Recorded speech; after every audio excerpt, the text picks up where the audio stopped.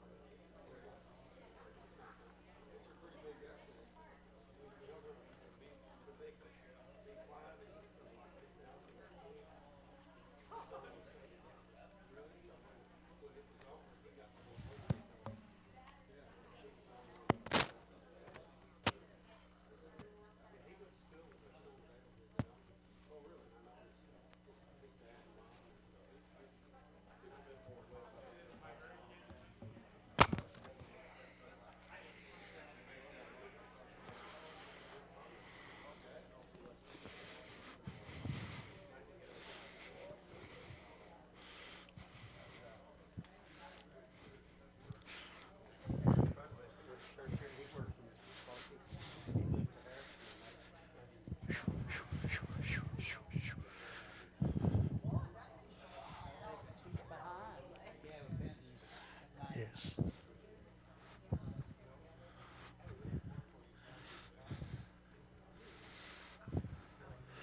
All right, seeing that the one of our monitors is not working, I tell you what, if you ever see the devil on the road, just run over him, get him out.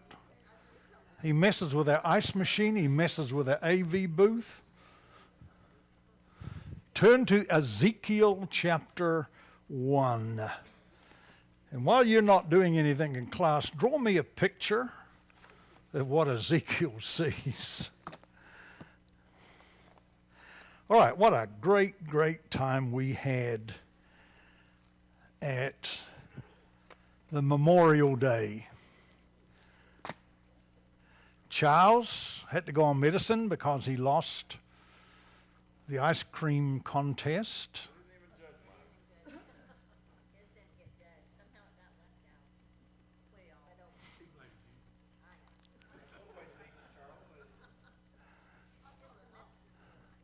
Life is just not worth living, is it?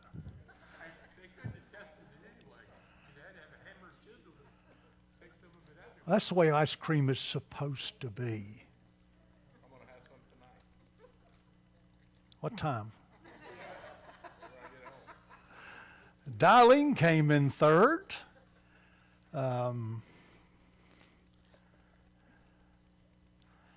got the money.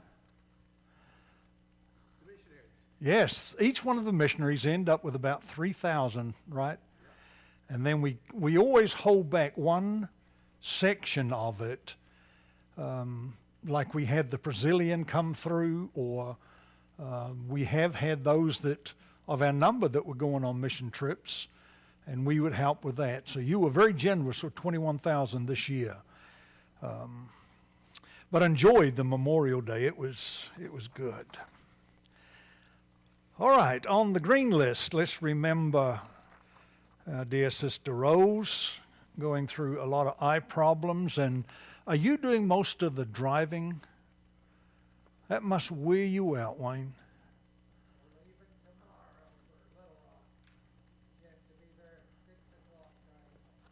Little Rock used to be 190 miles, now it's 400. Have you ever driven like, at times I have to drive to Little Rock to visit the hospital. And it seemed like every time you drive, I can count on 3 hours, but man, it seems like someone keeps moving it further and further away. So remember Rose, but also Rose's family and Wayne. This takes a lot out. Dear Sister LaDonna is doing good. They said she's having good treatments.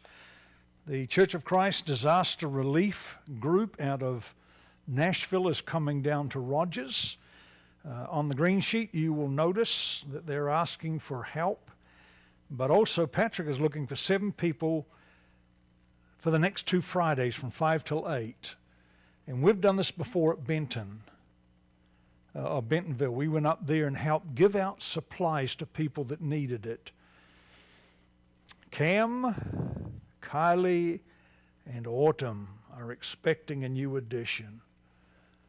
Man alive. They sit right over here. Little Autumn. They moved in here from St. Louis. Do what? Yeah, and Lance to Leaders. So we've got, I'm glad we've got them. Glad we got everybody. We're just too old to have babies. All right, the rest you can read. Do not forget that we've got VBS coming up. So they're needing gifts for that. The Navajo, if you'd like to make a donation to the our mission work and those going to Kayenta, please do that. All right, remember also Georgia, as she's going through her difficulties, and remember her in your prayers. We got up to verse 4 of the book of Ezekiel chapter 1. And remember that in apocalyptic language, don't look up there. I know you can't see it. I was trying to take it. I can see the screen up here, but it's not back there. But when I'm back there, I can't read what's up here to like cut and paste. And the old system, I could take that and I could drag it across the other screen. Pew! And so we've got some folks coming in to look at it and fix it. And we're going to lock them up in the Sentry room, so if we have trouble, we just go get them. And so what you have now is in this vision, and I told you to look at 4 things. What were they? 4 words, 4 themes that you find.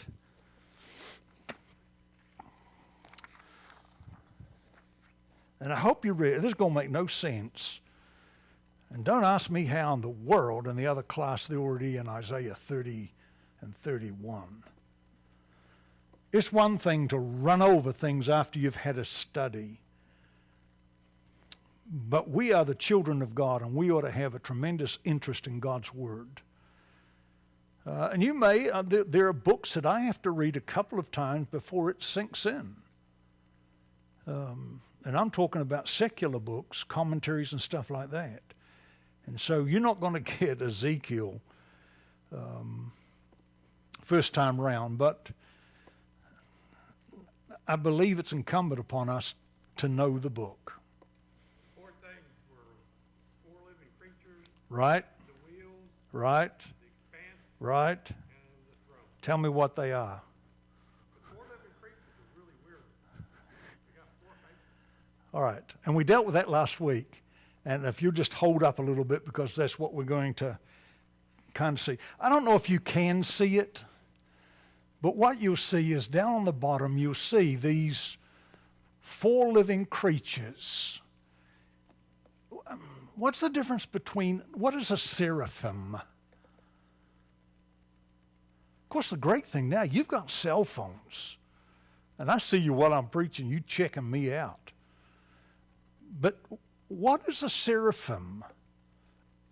When you think of a seraphim, what story do you think about? The ark? Being steady, All right. just comes to mind. All right. Angel-esque. Who? It's just an angel-esque. Garden of Eden. All right. They are never called angels. And there is a heavenly community. If you go to the book of Job and you go to the book of Jeremiah, you find God talking with these other created heavenly beings that he calls a council. But the first time that we see them, they are placed in the Garden of Eden after what happened? After the fall, Adam and Eve were removed so they could not be around the tree of life. And it's guarded. The word guarded there is the same word as Adam keeping the garden. It was Adam's job to guard the garden against evil. And now they are thrown out. They are removed from the tree of life. Seraphims are put there with what? And so, if you've got a seraphim, and I really don't know what picture you would have of them, that's one thing. You put a sword in their hand, does that change the picture at all? Goodness, yes. You come back in here and I'm going to kill you.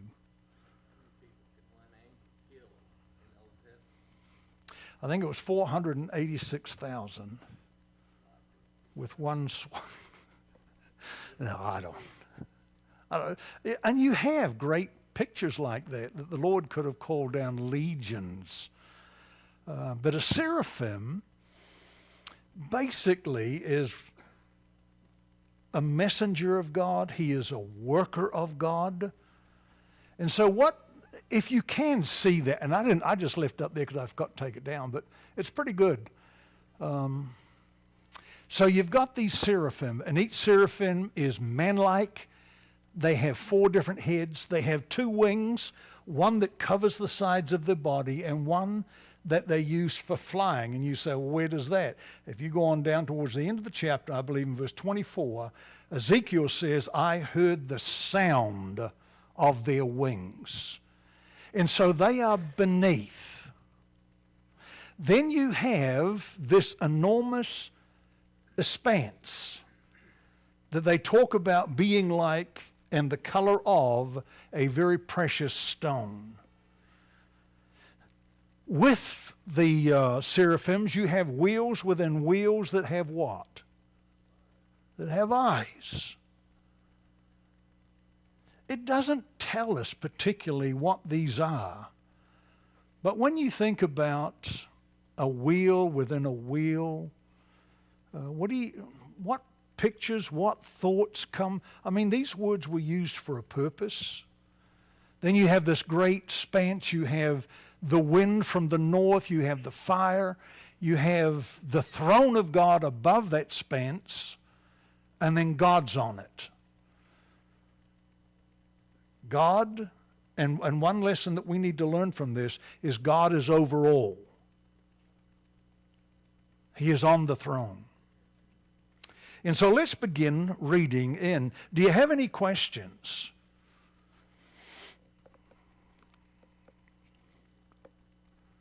Where's Jeff? I asked her where she buried. Oh, okay. Let's remember them. I know it's hard to be without a spouse. Is it?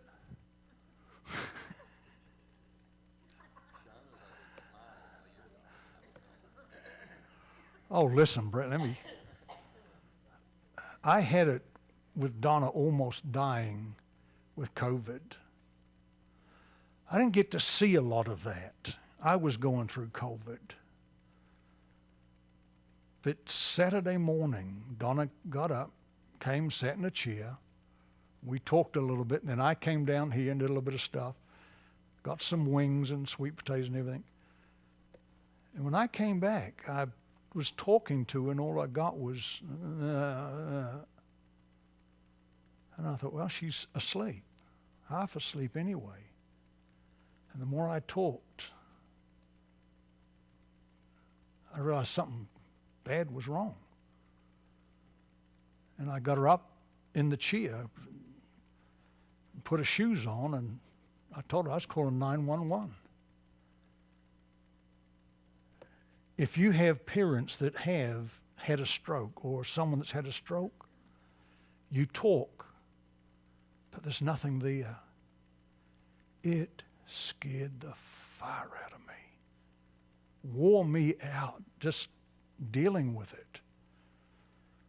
And so I called 911, and man, they were over in no time, and within about 3 or 4 minutes, she was talking to them like nothing had happened. I felt like a fool. But her blood sugar had gone down, which is very unusual for Donna. Donna's very strict about staying up with stuff. But her sugar had gone down to 29. So, if you have a partner, someone in your family that suffers from diabetes, and I think as Donna was talking, Darlene said that her mother, would keep the little packet of icing or something. Or Donna said, you could have just put a little bit of sugar under my tongue. So that'll do it. I mean, just within a matter of a few minutes, you'll be back to normal. That sugar under the tongue could have made all the difference. I didn't know that. A lot of people put sugar in orange juice. Sugar and orange juice? When we first found out Helen was a diabetic, she would say she was a horse lady and so forth. Well, Mama did the sugar. We'd try to get her to take that sugar in that spoon, and she'd blow in that sugar. Everywhere. Till we learned, we didn't know anything about it. Yeah. That honey or anything, juice, would do the same thing. Yep. Tried that sugar. And see, I'd never witnessed that before. Donna was always, At 29, you don't have enough glucose to make your brain work. So you can't give somebody like that orange juice because they might choke. So you have to put something under the tongue so that it'll absorb into the mucosa in the mouth. And that'll get it started. Once they kind of wake up, then you can give them something to drink because they'll be awake enough to drink. so Mary Sue put it in a straw and blow it into her mouth. So like I said, and as I learn things like that, I like to tell other people. I had no earthly idea. All right, so you have these seraphims, which, if you kind of look at the picture, they are ministering. They carry out God's orders. And so as we begin reading, let's look at and kind of put this picture within our mind. Now you remember you've got Ezekiel. He is in a vision. And in verse 4 he says, and I looked, and behold, a stormy wind coming out of the north and great clouds. There are a lot of things in the Bible that come from the north, and it usually has to do with strength. And the great cloud with brightness around it, and fire flashing forth continually, and in the midst of the fire, as it were, gleaming metal. And so we got up to 4 last week, verse 5, and from the midst of it came the likeness of 4 living creatures. And this was the appearance. They had a human likeness. Why 4? Is there any meaning to that? What's the Bible meaning to 4? 4 usually covers everything. 4 corners of the world, 4 corners of the wind. Completeness. Do what? North, south, east, west. Yeah, north, south, east, west. The Bible talks about, the 4 corners, the completeness of it. And so here you have a complete number. And he said, the 4 living creatures. And this was the appearance that they had, a human likeness. And so when you think of a human likeness, all is he simply saying is that they had a stand. They stood because they do not look like human beings. But they had the legs, they stood like a human being. So they had the appearance of a human likeness, but each had 4 faces, and each of them had 4 wings. Their legs were straight, and the sole of their foot were like the sole of the calf's foot.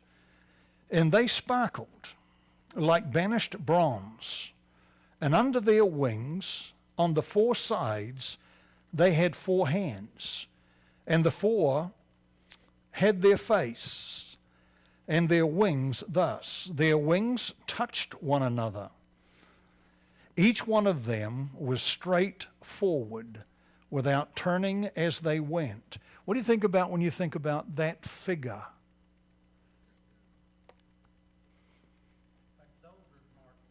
Soldiers marching. And so they had the 2 wings here. They had the 2 wings that stretched out. And those were the flying wings. But also you're mindful of the Ark of the Covenant, are you not? The angels that were on them, their wings went around and touched each other.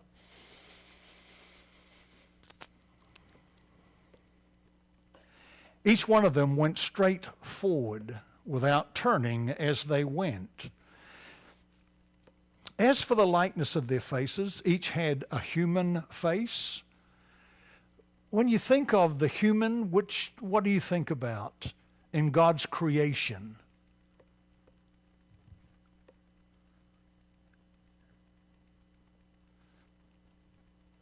What? Do what? In his image? Who was the one who was to control every created animal? Who? Adam, man. And so out of all of these, we look at what's the character that God wants us to get. Man was the intellectual one. And the next one we see, he had the face of a lion. When you think of a lion, you think of what? Of what?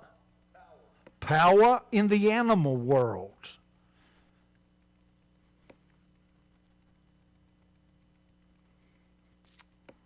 That was on the right side.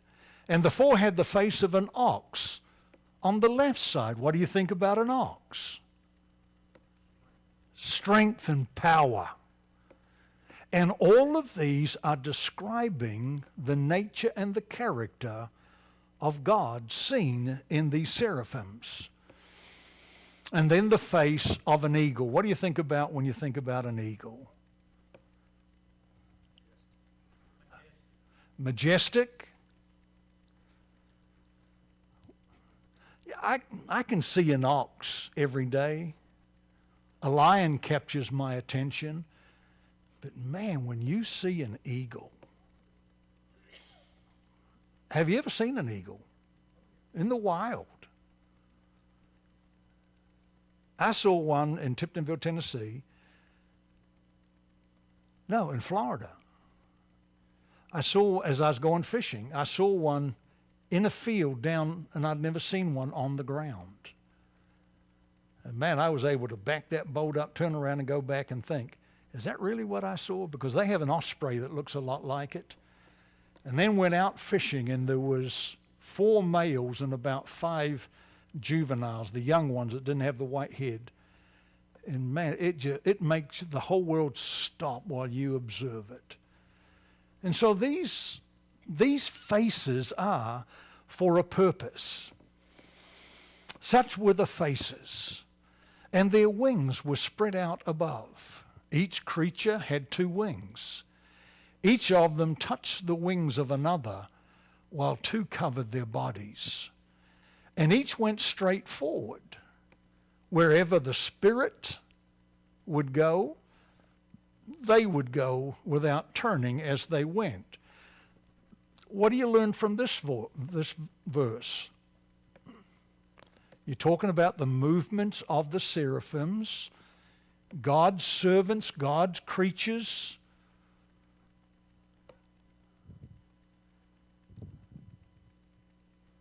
What went before them?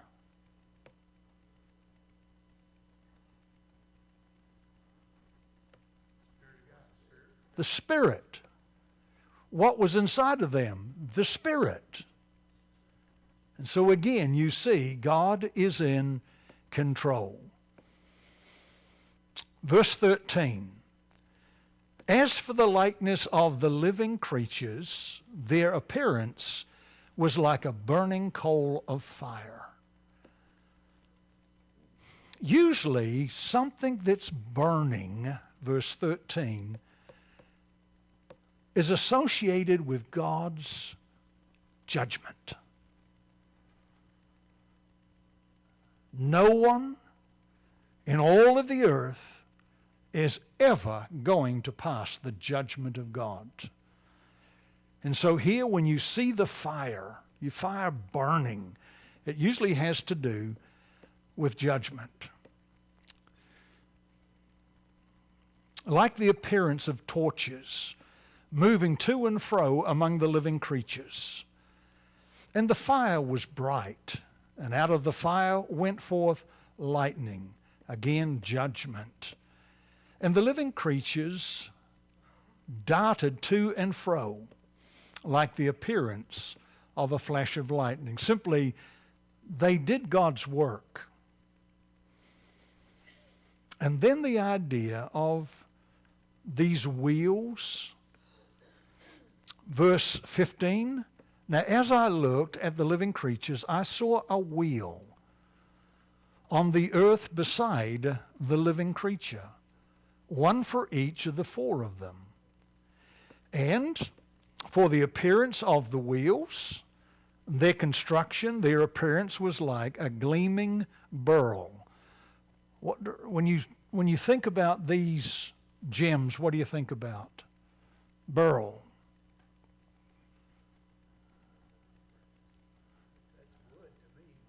The gates of heaven have this precious beryl. And some of your translations may use something a little bit different. But again, we go back to something that was valuable. And the four had the same likeness, their appearance and construction being, as it were, a wheel within a wheel. A wheel within a wheel. What in the world is he talking about? Like a pulley system. A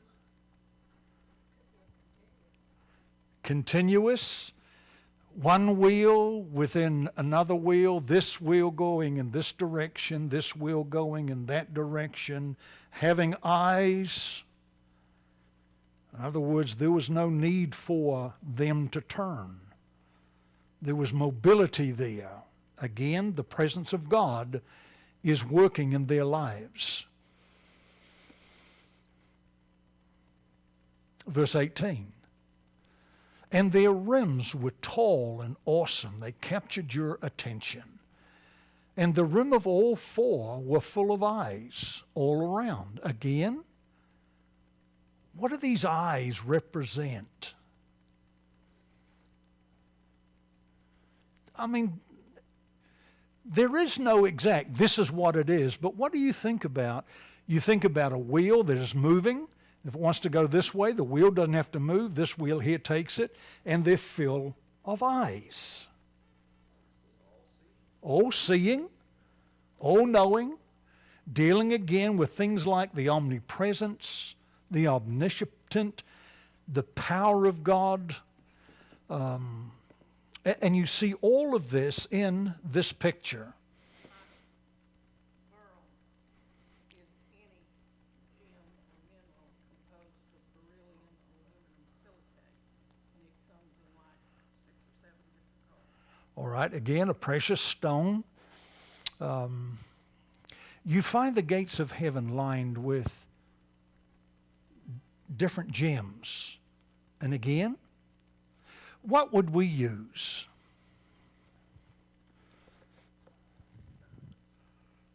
Diamond. All right, John, what would happen if you decided to remarry Melissa? How long have you been married?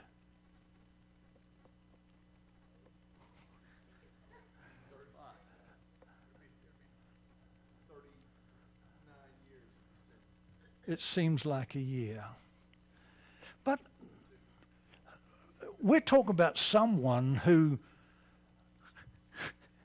I didn't even know what a cubic zirconium was. But I knew not to buy Donna one. I bought her a diamond. The diamond was $180. And we bought it in Birmingham at Service Merchandise. And I made payments on it. But it was a diamond. I once married a couple in Gatlinburg. And you know me. You worry about putting your foot in your mouth. I can get both of them in there. She had a piece of wire. It looked like fuse wire around her finger. And I made some smart remark. And she looked at me and she said, "He made that for me." Wow. Well, it was a wow. And then I had to marry them. It's the same thing when a kid comes up and they give you a card, you know, a 10-cent card from Bargain Brothers.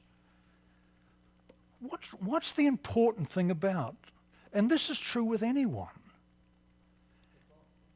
They thought about you. That's what counts. And goodness gracious me, I don't know how I'm going to get it home, but Lisa has an enormous, we gave her a picture of our cat, and I don't know how it'll work, but she has a picture that's just gorgeous. And it's a jigsaw puzzle.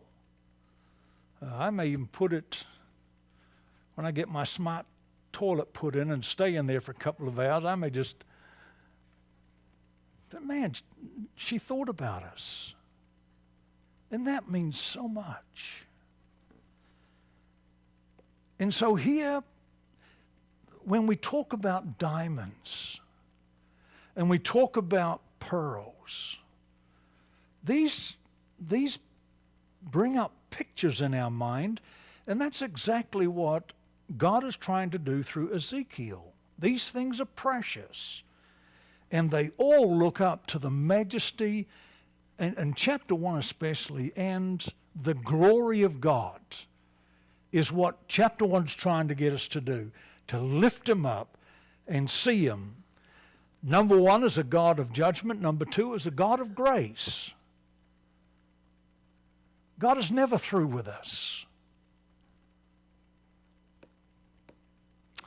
And so,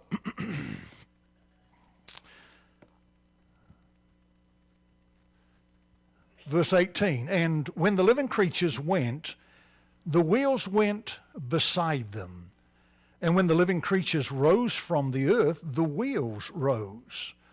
Wherever the Spirit wanted to go, they went, and the wheels rose along with them, for the spirit of the living creature was in the wheels.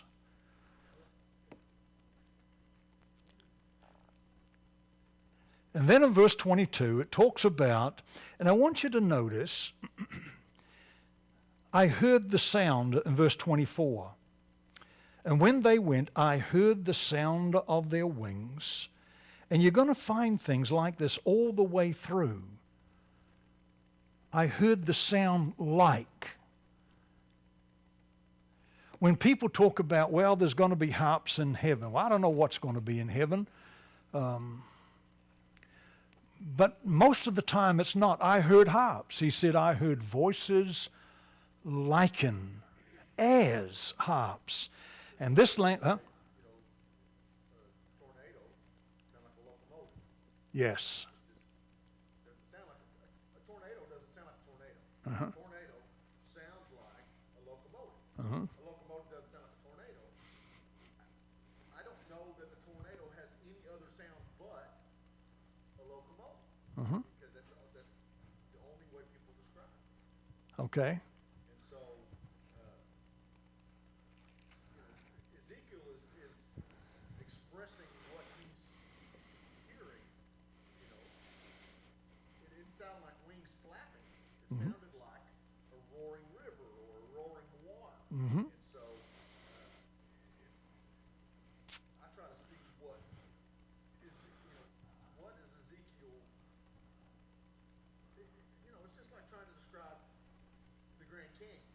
Okay. What do you see when you see? Well, listen, I tried and tried and tried. I said, listen, I can't explain it to you, but when you see it, you'll know. Or hear it. Why? I can't explain it to you. So, in Ezekiel's place, I don't know what God and heaven and angels and glory and majesty. I don't know what those things look like to everybody else. So I can't explain it. But you'll know when you see it. All right. And it's one of those things too. We see pictures of the damage that's done. But if you've ever been there, and we helped several times in Florida and in Louisiana after tornadoes have been through. I remember fishing the Sipsey River, which is right below the dam. It was about half as wide as the White River. It had 4 gates. And I would fish it most of the time in my belly boat, which floats. And so they used to demand that they sound the alarm a few minutes before they opened the gates and the water came from the lake. They stopped that. You had to call them and ask them what time. And they did that just in case the alarms did not go off. Who would be responsible? Engineers. And so what I could do on that belly boat, it didn't bother me. I could hear when they opened the gates, not the gates opening, but I could hear that rush of water coming down and rising terribly. And there were several places you could get out. But I don't know the times that in that belly boat, around in a tube that you sit in, that I would have to go and get people that had turned over in a kayak or a canoe. With an inner tube, it didn't make any difference what direction I was in. But I could hear that water, and then I could feel the wind that was in front of it. And I knew, pull your rod up, enjoy the ride. And so these are just pictures. I know that the Cunninghams have just been up to the Buffalo River, and you don't experience, you're in a kayak, and it's, you can stop in one place for 30 minutes, but man, you put that below a dam, and you learn in a hurry what to do. You don't try and go down, you get over to the side, and you get off the water. And so all of these are meant to draw pictures, but the picture here is not of Ezekiel. It's not even so much of these creatures. It's the one who is sitting on the throne above the expanse. And it is who? Mark. Didn't he use the same analogy in Revelation? Yes. But don't associate that one has to be associated with the other. A lot of this would be cultural, what they knew. In Tiptonville, if you had like a Model T, you had to go up the hill backwards. Because if you went up forward, because the gas tank was where? A little round tank right by your windshield. And so if you went up, the gas was not going, and so they would back up. Yeah, and gravity would feed it into the carburetor. Now, if we got the young class in here and asked them, why did old cars go up hills backwards? What do you think they'd say? And so it is a cultural timepiece. And this is what Ezekiel is trying to do. He's trying to paint a picture. And it's important for us to try and understand the best that we can what these word pictures mean. And remember, there's a big picture, and not everything in Ezekiel's visions have a meaning. And we've got to be careful when we say this is what it means. Thank you for your attention.